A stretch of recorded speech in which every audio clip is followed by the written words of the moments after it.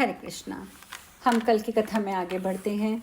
जब माता पार्वती ने कहा कि तुम मेरी और मेरे बालक की ओर देखो, तब शनिश्चर ये सोचने लगे कि मैं क्या करूं, पार्वती नंदन पर दृष्टिपात करूं अथवा ना करूं, क्योंकि यदि मैं बालक को देख लूंगा तो निश्चय ही उसका अनिष्ट हो जाएगा। और यूं कहकर धर्मात्मा शनिश्चर ने धर्म को साक्षी बनाकर बालक को तो देखने का विचार किया, परंतु बालक की माता को नहीं। शनिश्चर मन पहले से ही खिन्न था। उनके कंठ, ओष्ठ, तालु सब सूख गए थे। फिर भी उन्होंने अपने बाएं नेत्र के कोने से शिशु के मुख की ओर निहारा। मुने शनि की दृष्टि पड़ते ही शिशु का मस्तक धड़ से अलग हो गया। तब शनीश्वर ने अपनी आंखें फेर ली और फिर नीचे मुख करके खड़े हो गए। इसके बाद उस बालक का खून से लथपथ हुआ सारा शरीर तो माता पार्वती की गोद में पड़ा रह गया, परंतु मस्तक अपने अभीष्ट गोलोक में जाकर श्री कृष्ण में प्रविष्ट हो गया। यह देखकर पार्वती देवी बालक को छाती से चिपटाकर फूट फूट कर विलाप करने लगी और उन्मत्त की भांति भूमि पर गिरकर मूर्छित हो गईं। तब वहां उपस्थित सभी देवता, देवियां, पर्वत, गंधर्व, शिव, कैलाशवासी ये दृश्य देखकर आश्चर्यचकित हो गए। उस समय उनकी दशा चित्रलिखित पुतली के समान जड़ हो गई थी। इस प्रकार से उन सबको मूर्छित देखकर श्री हरि गरुड़ पर सवार हुए और उत्तर दिशा में स्थित पुष्पभद्रा के निकट गए। वहां पुष्पभद्रा नदी के तट के वन में स्थित एक गजेंद्र को देखा, जो निद्रा के वशीभूत हो बच्चों से घिरा हथिनी के साथ सो रहा था। उसका सिर उत्तर दिशा की ओर था, मन परमानंद में पूर्ण था तथा वह सुरत के परिश्रम से थका हुआ था। फिर तो श्रीहरि ने तुरंत ही सुदर्शन चक्र से उसका सिर काट लिया और रक्त से भीगे हुए उस मनोहर मस्तक को बड़े हर्ष के साथ गरुड़ पर रख लिया। गज के कटे हुए अंग से निरंतर गिरने से हाथिनी की नींद टूट गई। वह अमंगल शब्द करती हुई उसके शावकों को भी उसने जगा दिया। फिर तो शोक से विहल हो शावकों के साथ बिलक बिलक कर चित्कार करने लगे। तत्पश्चात जो लक्ष्मी के स्वामी हैं, जिनका स्वरूप परम शांत हैं, जिनके कमर कमलों में शंख, चक्र, गदा, पद्म शोभा पाते हैं, और जो पीताम्बरधारी परात्पर जगत के स्वामी, निशेष का खंडन करने में समर्थ, निषेक को उत्पन्न करने वाले, सर्वव्यापक, निषेक के भोग के दाता और भोग के निस्तार के कारण स्वरूप हैं, तथा जो गरुड़ पर आरूढ़ हो मुस्कुराते हुए सुदर्शन चक्र को घुमा रहे हैं, उन परमेश्वर को उसने स्तवन किया। विप्र प्रवर उसकी स्तुति से प्रसन्न होकर भगवान ने उसे वर दिया तथा दूसरे गज का मस्तक काटकर उसके धड़ से जोड़ दिया। फिर तो ब्राह्मण वेत्ता में ब्रह्म ज्ञानी ने उसे जीवित कर दिया और उस गजेंद्र ने सर्वांग में अपने चरण कमल स्पर्श कराते हुए कहा, गज, तू अपने कुटुंब के साथ एक कल्प पर्यंत जीवित रहे। और यूं कहकर मन में के समान वेगशाली भगवान कैलाश पर जा पहुंचे। वहां पार्वती जी के वासस्थान पर जाकर उन्होंने उस बालक को अपनी छाती से चिपटा लिया और उस हाथी के मस्तक को सुंदर बनाकर बालक के धड़ से जोड़ दिया। फिर ब्रह्म स्वरूप भगवान ने ब्रह्म ज्ञान से हुंकार उच्चारण किया और खेल खेल में उसे जीवित कर दिया।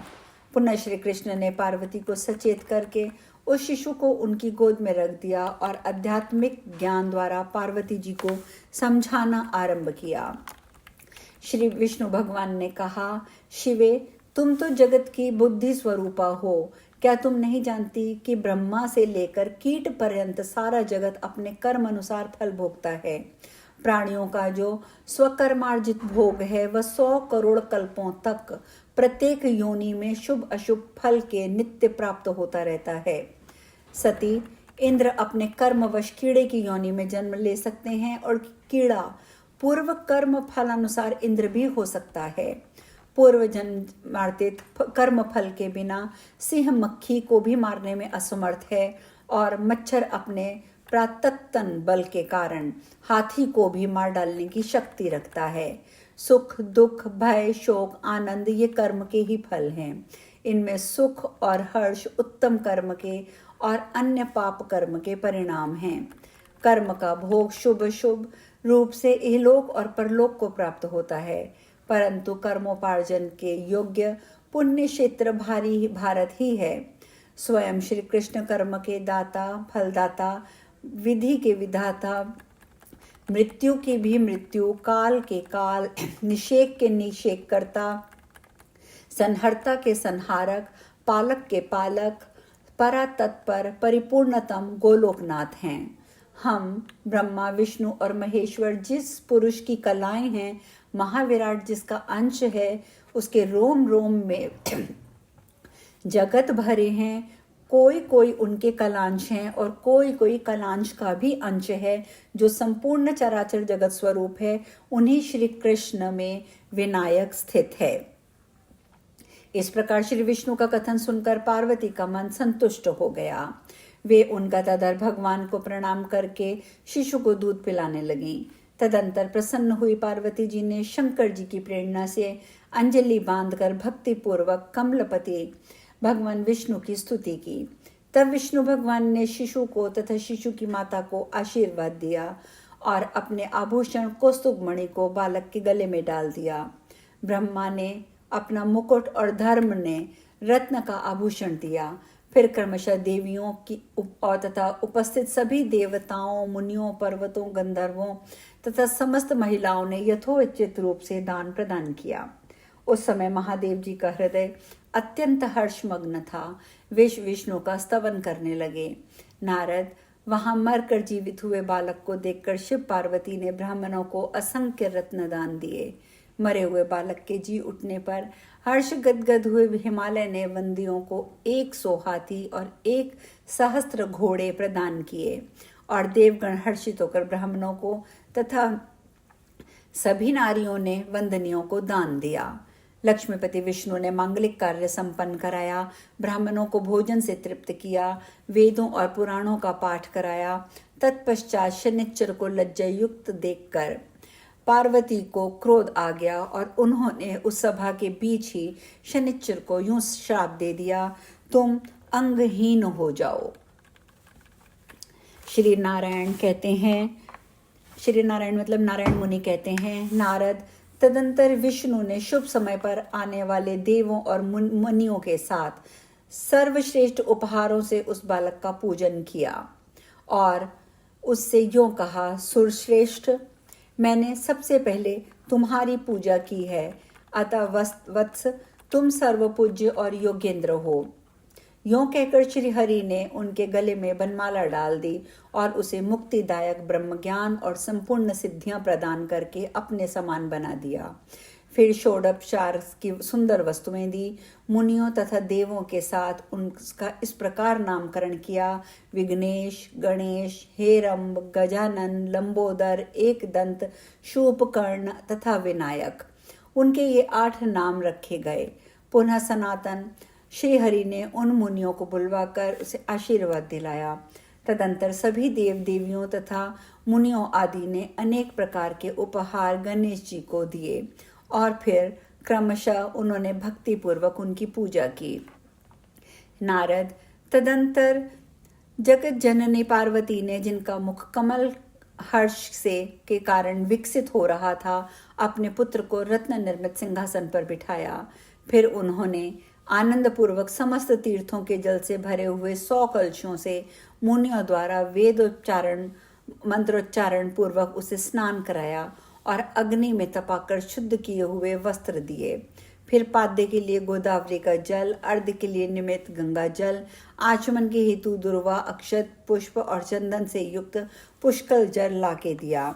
रत्न पात्र में रखे हुए शक्कर युक्त द्रव्य का मधुपर्क प्रदान किया। फिर स्वर्गलोक में वैद्य अश्विनी कुमार द्वारा निर्मित स्नान उपयोगी विष्णु तेल, बहुमूल्य रत्नों के बने हुए सुंदर आभूषण, पारिजात पुष्पों की 100 मालाएं, मालती, चंपक, तुलसी के अतिरिक्त पूजोपयोगी तरह तरह के पत्र, चंदन, अगरू, कस्तूरी, कुमकुम, ढेर के ढेर रत्नदीप और धूप सादर समर्पित किए। तत्पश्चात उसे प्रिय लगने वाले नैवेद्यों, तिल के लड्डू, जौ और चूर्ण के गेहूं के चूर्ण, पूड़ी, अत्यंत स्वादिष्ट और मनोहर पकवान, शर्करा मिश्रित स्वादिष्ट स्वस्तिक के आकार का बना हुआ त्रिकोण पकवान, ये सब व्यंजनों का जैसे पहाड़ सा बना दिया। नारद फिर उस पूजन में सुंदरी पार्वती ने हर्ष में भरकर 1,00,000 घोड़े, 1,00,000 घड़े, 1,00,000 घड़े दूध के, 1,00,000 घड़े दही के, 3,00,000 घड़े मधु और 5,00,000 घड़े घी सादर समर्पित किया। नारद फिर अनार और बेल के असंख्य फल, भांति भांति के खजूर, कैथ, जामुन, आम, कटहल, केला, नारियल के असंख्य फल, इनके सिवा और भी जो ऋतु के अनुसार विभिन्न देशों में उत्पन्न हुए स्वादिष्ट एवं मधुर फल पके हुए थे, उन्हीं की महामाया से उन्हें समर्पित किया।